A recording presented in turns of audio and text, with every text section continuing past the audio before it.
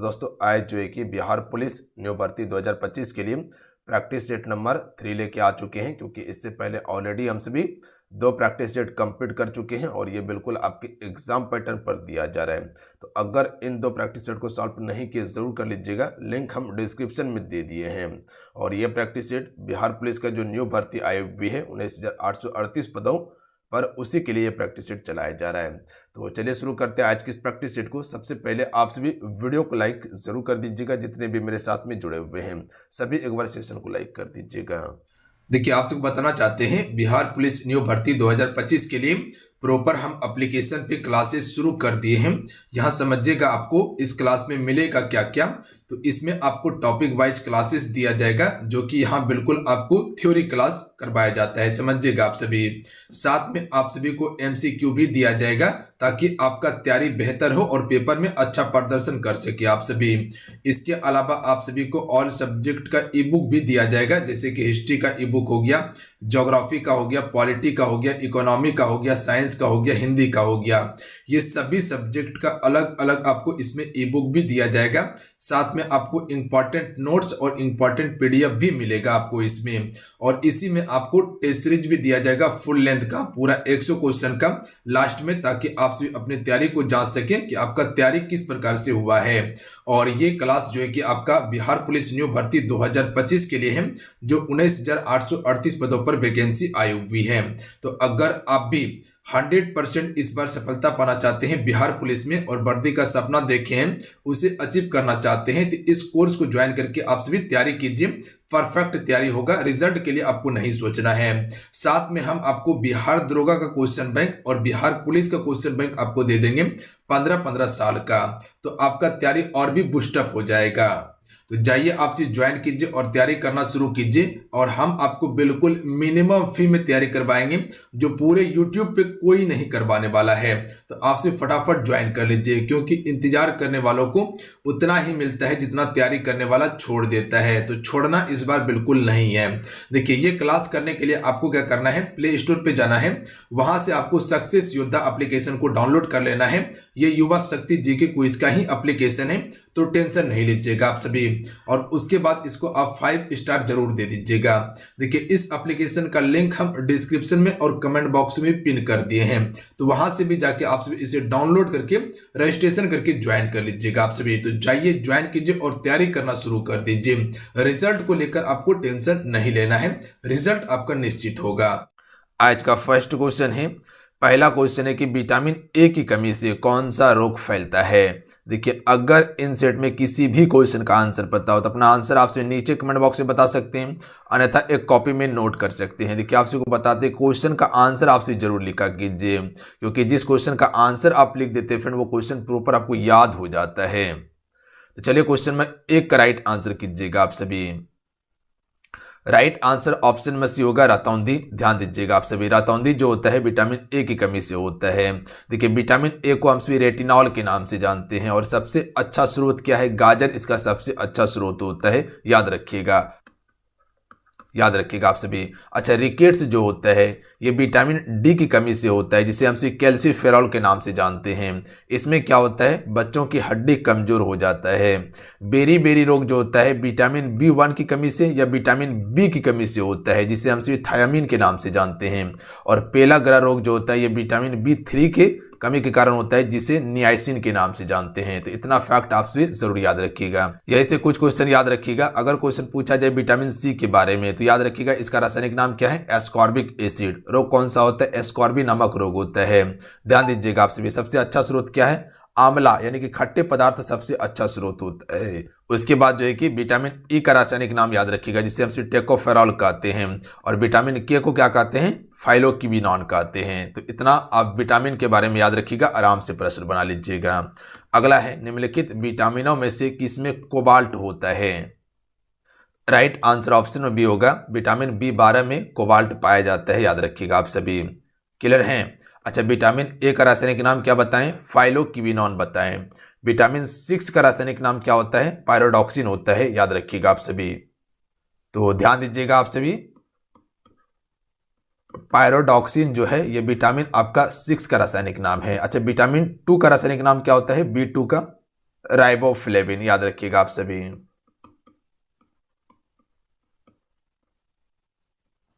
Riboflavin होता है।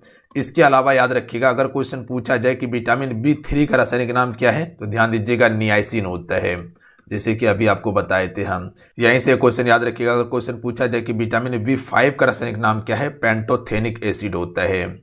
ध्यान दीजिएगा आप सभी, क्या होता है, पेंटोथेनिक एसिड होता है, पेंटोथेनिक एसिड होता है। अच्छा, विटामिन बी9 का याद रखिएगा आपसे, विटामिन बी9 का रासायनिक नाम क्या है, फॉलिक एसिड, फॉलिक एसिड होता है। अच्छा, विटामिन बी7 का रासायनिक नाम क्या होता है, तो बायोटीन होता है। तो ध्यान दीजिएगा आप सभी, क्या होता है, बायोटीन होता है।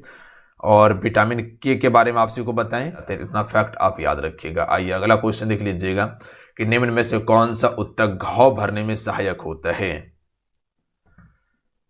देखिए, घाव भरने में जो सहायक उत्तक है एपिथेलियमी उत्तक होता है, और इसी को हम उपकला उत्तक के नाम से जानते हैं हिंदी में। याद रखिएगा आपसे, उपकला उत्तक कहा जाता है।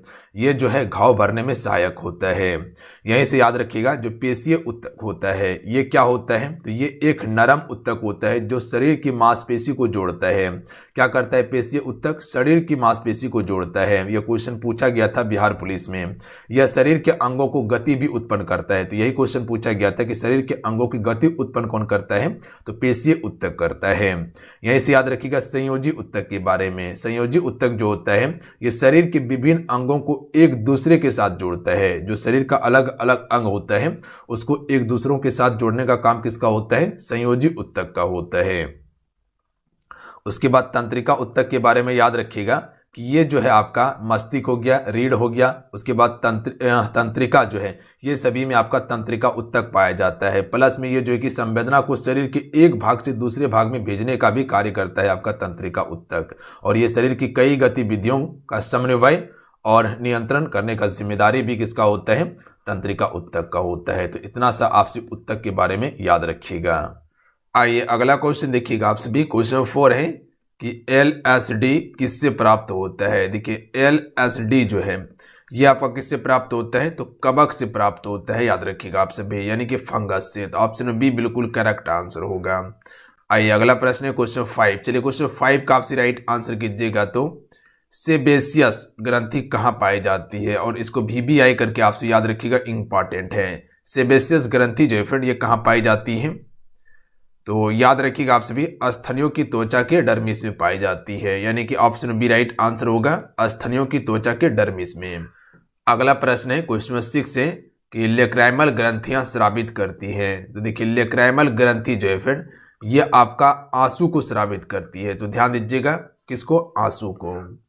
अगला क्वेश्चन है क्वेश्चन नंबर 7 है, मनुष्य के शरीर में सबसे लंबी कोशिका कौन सी है। सबसे आसान प्रश्न कर सकते, इस क्वेश्चन का आंसर सभी कीजिएगा, और हमें उम्मीद है कि आपसे इस क्वेश्चन का आंसर लगा लीजिएगा।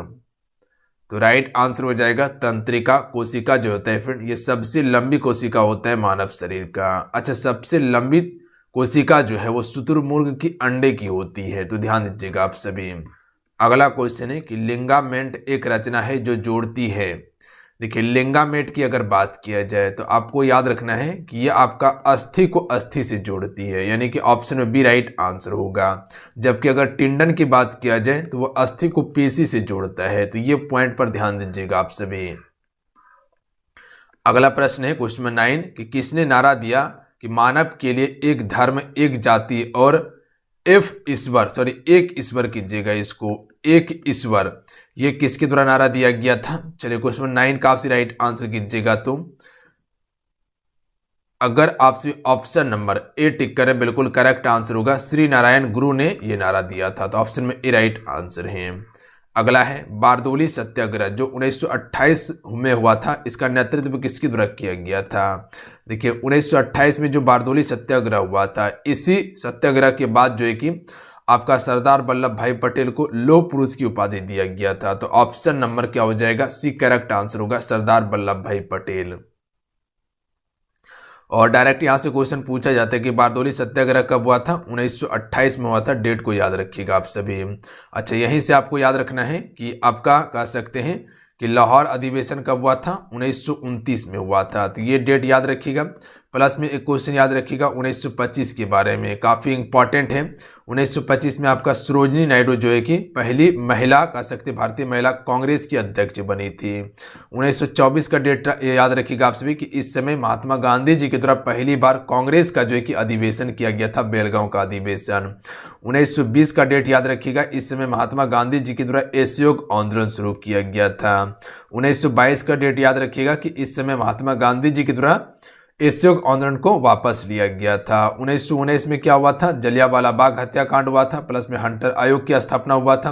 प्लस में कह सकते हैं कि रॉलेट एक्ट पारित किया गया था। और इसी समय जो कि फ्रेंड आपका वर्साई की भी संधि होती है। अगला प्रश्न है कि किस प्रदेश में ब्रिटिश के विरुद्ध बिरसा मुंडा का संचालन रहा था। देखिए बिरसा मुंडा आंदोलन जो है फ्रेंड यह आपका 1895 से लेके 1900 ईस्वी तक ये आंदोलन चलता है, तो ध्यान दीजिएगा आप सभी। और ये जो है कि रांची वाला क्षेत्र मुख्य रूप से था, पर उस समय जो कि खूंटी भी आपका रांची में ही पड़ता है, बट रांची ऑप्शन में नहीं दिया है, तो छोटा नागपुर आप सभी टिक कर सकते हैं। ध्यान दीजिएगा रांची जो है ये आपका दक्षिणी छोटा नागपुर के अंतर्गत आता है। और मुख्य रूप से बिरसा मुंडा का जो केंद्र था वो खूंटी जिला का था, डुम्बारी पहाड़ी। अगला क्वेश्चन है कि डीएनए संश्लेषण का प्रतिपादन किसने किया था। राइट आंसर हो जाएगा कॉर्नबर्ग ने, ऑप्शन बी बिल्कुल राइट आंसर है। अगला प्रश्न देखिए क्वेश्चन 13 है कि फिलोसॉफिकल जूलॉजी के लेखक कौन है। इंपॉर्टेंट प्रश्न रहेगा, ध्यान दीजिएगा आप सभी। राइट आंसर हो जाएगा Lamarck, option B right answer होगा। देखिए मेंडल को हम सभी किस लिए जानते हैं, अनुवांशिकता के लिए जानते हैं, ध्यान दीजिएगा आप सभी। और डार्विन को हम सभी किस लिए जानते हैं, इसने विकासवाद का सिद्धांत भी दिया था, यानी कि विकासवाद का जनक माना जाता है डार्विन को। अगला प्रश्न है क्वेश्चन 14 है कि निम्नलिखित में से कौन क्लोरोजाइलिनॉल और जो कि टेरपिनॉल का एक मिश्रण है। तो डेटॉल इसका बिल्कुल राइट आंसर होगा। याद रखिएगा जो भी ऑप्शन डी टिक करे बिल्कुल करेक्ट आंसर है। अगला क्वेश्चन है कि जब आप अपने हथेली पर एसीटोन डालते हैं और आपकी हथेलियों में ठंडक महसूस होती है, दी गई अभिक्रियाओं में से ऐसा किस एक के कारण होता है। वाष्पीकरण के कारण, ऑप्शन बी राइट आंसर होगा। ऊर्ध्वापातन में क्या होता है, तो ऊर्ध्वापातन में डायरेक्ट ठोस जो होता है वो आपका गैस में बदल जाता है, याद रखिएगा आप सभी। जैसे कह सकते हैं कि कपूर जो है सबसे प्रमुख उदाहरण होता है इसका। अगला क्वेश्चन है कि रेडियो कार्बन काल निर्धारण करने का उपयोग निम्न में से किसकी आयु ज्ञात करने के लिए किया जाता है। सिंपल भाषा में समझिए कि रेडियो कार्बन डेटिंग विधि जो है इससे किसकी आयु ज्ञात करने के लिए हम सभी प्रयोग करते हैं। तो राइट आंसर हो जाएगा जीवाश्म का, option number C correct answer होगा। जो भी सी टिक करें बिल्कुल राइट आंसर। आइए अगला प्रश्न देखिएगा क्वेश्चन 17 है कि डैश में मांसपेशियों के लय बद संकुचन के परिणाम स्वरूप बच्चा पैदा होता है। देखिए बिल्कुल इसको टेस्ट के तौर पर लेकर चलना है। जैसे जैसे जो है कि आपका सेट चलते रहेगा इसमें जो है कि एक्स्ट्रा चीज़ें आपको ऐड करके हम प्रोवाइड करते रहेंगे। अभी थोड़ा सा कम जो है कि चीज़ें मिलने वाला है। देखिए यहाँ आपको जीरो से हम तैयारी करवाएंगे, हाई लेवल तक तैयारी करवाने वाले हैं। तो अभी आपका शुरुआत है, धीरे धीरे आप सभी शुरू कीजिए, बाकी बात सारा चीज़ ऐड करते चलेंगे हम सभी इसमें। और देखिए जितने भी आप सभी मेरे साथ में हैं आप सभी सेशन को ज़रूर लाइक कीजिएगा, आपका एक लाइक मोटिवेट कराता है। देखिए ये जो कंटेंट आपको दिया जा रहा है सिर्फ आपके लिए मेहनत करके प्रोवाइड कर रहे हैं, ताकि अभी से आप तैयारी कर सके बेहतर तरीके से और बेस्ट कंटेंट दिया जाए, वही जो एग्ज़ाम में पूछा जाता है। तो आपसे मेरे साथ में जुड़ के अपने एग्ज़ाम्स का बेहतर तरीके से प्रिपरेशन कर सकते हैं, कहीं कोई दिक्कत नहीं होगा आप सभी को। तो इसका राइट आंसर हो जाएगा गर्भाशय, ध्यान दीजिएगा आप सभी। तो क्वेश्चन क्या कहना चाह रहा है कि डैश में मांसपेशियों के लयबद्ध संकुचन के परिणाम स्वरूप बच्चा पैदा होता है, तो गर्भाशय से। अगला क्वेश्चन देखिए कि रेडियो तरंगों का वेव डैश होता है।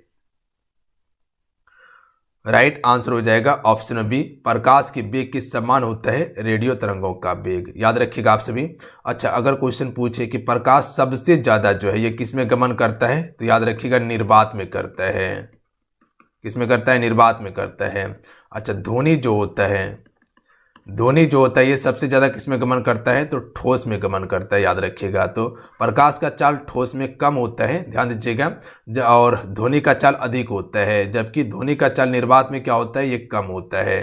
तो दोनों को उल्टा समझ के आपको याद करना है। अगला है धातु का वह गुण कौन सा है जिसके कारण उसे तार के रूप में ढाला जा सकता है। तन्यता करेक्ट आंसर होगा। अगला है, एक गिलास पानी पीने से कितनी कैलोरी ऊर्जा होती है? तो 0 कैलोरी ऊर्जा आपको मिलेगा, क्योंकि पानी में कोई भी ऊर्जा नहीं होता। अगला है, एक जैव विधि जिसमें प्रासरब ध्वनि का प्रयोग किया जाता है, वो कौन सा है? तो राइट आंसर हो जाएगा सोनोग्राफी। ऑप्शन में ए राइट आंसर है। अगला प्रश्न है कि जल में ऑक्सीजन का संकरण होता है। राइट आंसर होगा ऑप्शन नंबर ए sp3 का होता है, जल में ऑक्सीजन का संकरण। जो भी ऑप्शन में ए टिक करें बिल्कुल करेक्ट आंसर है। अगला है, जल मग्न वस्तुओं का पता लगाने के लिए प्रयुक्त एक उपकरण के रूप में किसे जाना जाता है?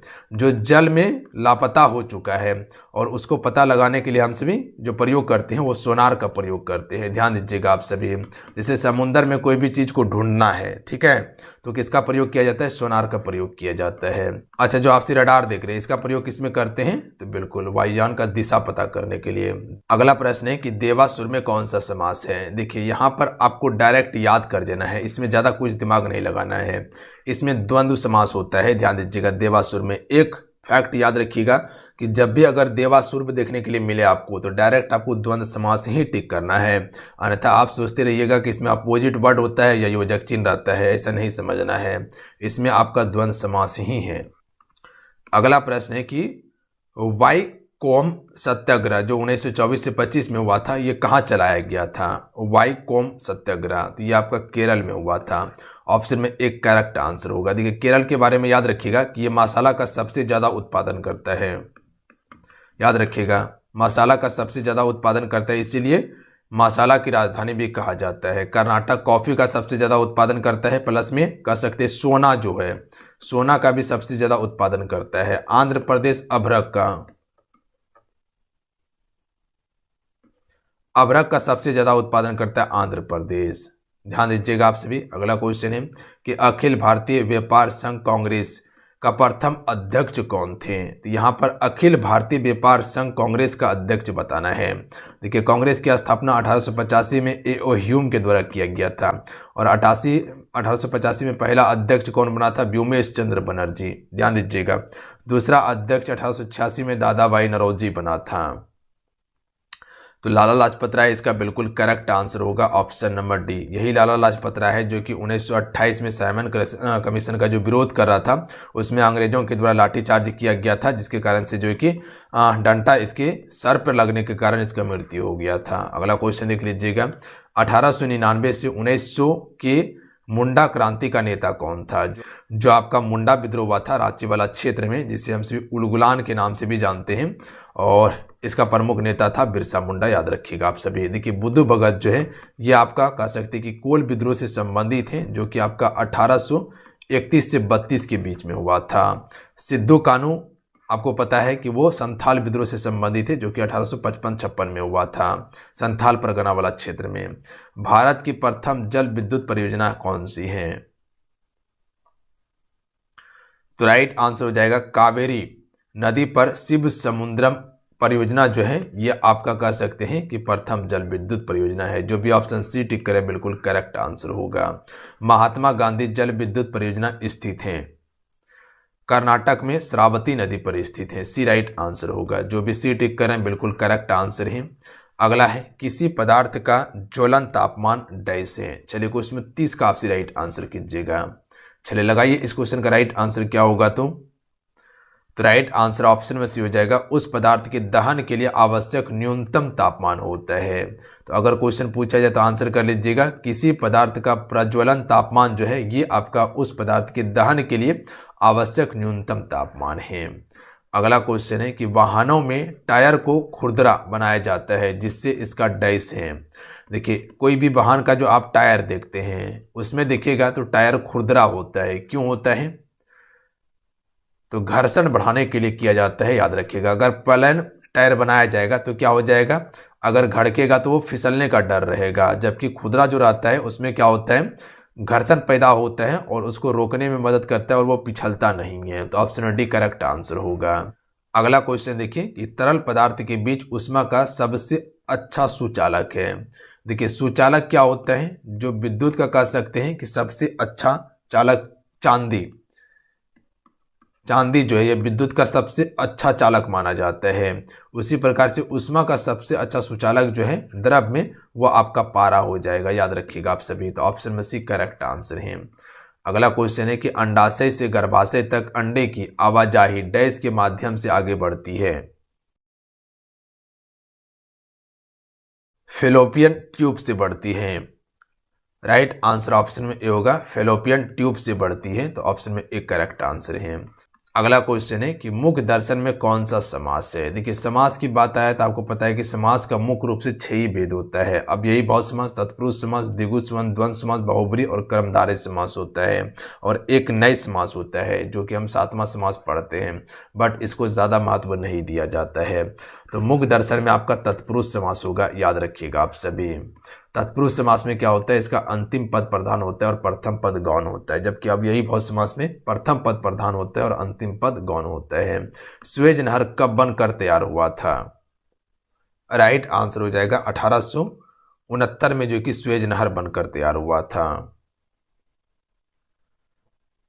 सुएज नहर किसको किसको जोड़ता है, और सुएज नहर जो है फ्रेंड ये आपका लाल सागर को भूमध्य सागर से जोड़ता है। तो ध्यान दीजिएगा आप सभी, भूमध्य सागर जो है भूमध्य सागर को लाल सागर से जोड़ता है, लाल सागर से जोड़ता है। और यहीं से क्वेश्चन याद रखिएगा कि जो पनामा नहर है ये किसको जोड़ता है, तो ये प्रशांत महासागर को अटलांटिक महासागर से जोड़ता है। तो ध्यान दीजिएगा आप सभी, ये भी फैक्ट क्वेश्चन पूछा गया अटलांटिक महासागर से, याद रखिएगा आप सभी। अगला क्वेश्चन देख लीजिएगा, स्त्रीत्व में कौन सी संज्ञा है। स्त्रीत्व, यहां पर ध्यान दीजिएगा आप सभी, स्त्री की बात नहीं किया गया। अगर स्त्री की बात किया जाता तो जातिवाचक संज्ञा होता, ध्यान दीजिएगा आप सभी।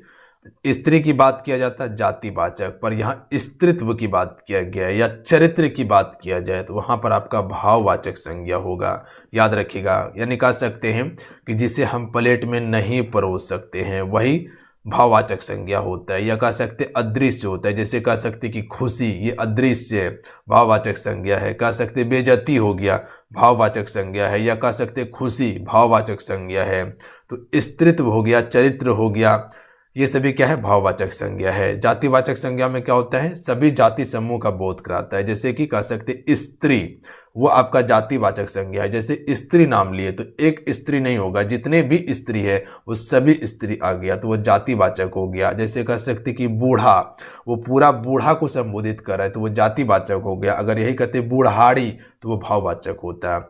व्यक्तिवाचक संज्ञा में क्या होता है, किसी एक व्यक्ति को प्रदर्शित किया जाता है। जैसे किसी का नाम ले लीजिए, मान लीजिए कि मोहन, वो क्या है, व्यक्तिवाचक। सोहन व्यक्तिवाचक है। गंगा क्या है, व्यक्तिवाचक संज्ञा है। जबकि सिर्फ नदी की बात करते तो वो जातिवाचक संज्ञा हो जाता है। नदी में तो बहुत सारा नदी हो जाएगा, यमुना होगा, गंगा होगा, सारावती नदी हो जाएगा, उसके बाद जो कह सकते गंडक हो जाएगा। बट अगर किसी का नाम लेके पुकारा जाए तो वो व्यक्तिवाचक होगा। द्रव्यवाचक में क्या होता है, जिसे नापा तोला जा सके, जैसे सोना, चांदी, घी, गुड़, ये सभी द्रव्यवाचक संज्ञा है। अगला क्वेश्चन देख लीजिएगा, जंग लगने का विरोध करने के लिए क्रोमियम युक्त मिश्र धातु इस्पात के रूप में जाना जाता है। करेक्ट आंसर होगा ऑप्शन में बी, जंगरोधी स्टील का। अगला क्वेश्चन है कि सूरजकुंड झील निम्नलिखित में से किस राज्य में स्थित है, तो ये आपका हरियाणा में है सूरजकुंड झील। अगला क्वेश्चन है कि राजकोषीय घाटा का अर्थ डैश है। देखिए राजकोषीय घाटा का अर्थ जो है सरकार के कुल राजस्व और कुल व्यय के बीच का अंतर होता है राजकोषीय घाटा। तो ऑप्शन में भी करेक्ट आंसर होगा, बात समझे आप सभी। अगला है निम्न शब्द में से एक शब्द पुल्लिंग है जो चुनिए आप सभी। इनमें से एक पुल्लिंग है जिसको चुनना है। तो देखिए बुढ़ापा जो है ये आपका क्या है, पुल्लिंग शब्द है। कह सकते कि बुढ़ापा आ गया, कि बुढ़ापा आ गई, नहीं बुढ़ापा आ गया, ये आपका क्या है, पुल्लिंग शब्द है। जबकि जड़ता, घटनादय स्त्रीलिंग शब्द है ये सभी। अम्लीय वर्षा के मुख्य घटक क्या है। देखिए ये क्वेश्चन कई बार पूछा गया, इसीलिए VVI है आपके लिए। चलिए आंसर कीजिएगा क्वेश्चन में 41 का। तो राइट आंसर होगा ऑप्शन में डी, नाइट्रस ऑक्साइड और सल्फर डाइऑक्साइड, ये दोनों मुख्य रूप से अम्लीय वर्षा का कारण है। कोयले की निम्नलिखित में से कौन सी श्रेणी उत्तम गुणवत्ता वाली है। देखिए एंथ्रासाइड जो कोयला होता है फ्रेंड, एंथ्रासाइड कोयला ये सबसे सर्वोत्तम कोयला माना जाता है। बट ये भारत में जो है भारत में कम पाया जाता है, जबकि भारत में विटामिन्स कोयला जो है ये सबसे ज़्यादा मात्रा में पाया जाता है, विटामिन्स। तो ऑप्शन में ए इसका करेक्ट आंसर होगा। पीट कोयला सबसे बेकार कोयला होता है। अगला प्रश्न है कि डैश के उपयोग से तेलों और वसा की विकृत गंधिता से बचाया जा सकता है। राइट आंसर होगा प्रति उपचायक। ऑप्शन में ए राइट आंसर होगा। अगला है नारियल का भूसा डैश उत्तक से बना होता है। जो नारियल का आपसे भूसा देखते हैं ये किस उत्तक का बना होता है? स्क्लेरन कायमा से बना होता है, यानी डी राइट आंसर होगा। जाइलम और फ्लोएम का कार्य क्या होता है? तो जाइलम पानी का परिवहन करता है, फ्लोएम भोजन का परिवहन करता है गाछ में। अगला है स्वपरागण डैश को जन्म देगा। आंतरिक प्रजनन को जन्म देता है। जो भी सी टिक करे बिल्कुल करेक्ट आंसर है। कौन सा शब्द बहुवचन है? आपसे फ्रेंड सेशन को जरूर लाइक करते चलिएगा। सभी से रिक्वेस्ट रहेगा कि सेशन को लाइक करके आपसे शेयर अपने दोस्तों में जरूर कीजिएगा, और जो चैनल पर पहली बार आए चैनल को जरूर सब्सक्राइब कर घंटी को प्रेस कर लीजिएगा, ताकि जब भी क्लास हो आपको नोटिफिकेशन मिल सके। तो इतना काम जरूर कर लेंगे। तो देखिए हमेशा जो बहुवचन जो होता है वो प्राण जो है ये हमेशा बहुवचन ही होता है, याद रखिएगा आप सभी। तो बी राइट आंसर होगा। लड़का एक वचन है, किताब एक वचन है, माता एक वचन है, जबकि प्राण हमेशा बहुवचन ही होता है। बहुवचन में क्या होता है? एक से अधिक वस्तु को संबोधित किया जाता है। द साइलेंट क्राई के लेखक कौन है? केंजबुर ओई बिल्कुल करेक्ट आंसर होगा। जीएसटी परिषद के कितने सदस्य होते हैं? तो 33 सदस्य होते हैं जीएसटी परिषद के। आइए अगला क्वेश्चन है कि तोप धातु निम्न में से किसका मिश्र धातु है? इंपॉर्टेंट क्वेश्चन रहेगा, याद रखिएगा आप सभी। तो करेक्ट आंसर होगा तांबा, टीन और जस्ता का होता है। तांबा, टीन और जस्ता का होता है। अगला है गोल गुंबज भारत के किस राज्य में स्थित है? कर्नाटक में स्थित है गोल गुंबज। अगला है गुरजीत कौर निम्नलिखित में से किस खेल से जुड़ी हैं? हॉकी से जुड़ी है, याद रखिएगा आप सभी। देखिए हॉकी का जादूगर किसे कहा जाता है? मेजर ध्यानचंद्र जी को। और 29 अगस्त को हमसे क्या करते हैं? खेल दिवस मनाते हैं, और इसी दिन मेजर ध्यानचंद्र का जन्म भी हुआ था। तो उसी के जन्म दिवस पर हम सभी खेल दिवस मनाते हैं भारत का हॉकी, याद रखिएगा आप सभी।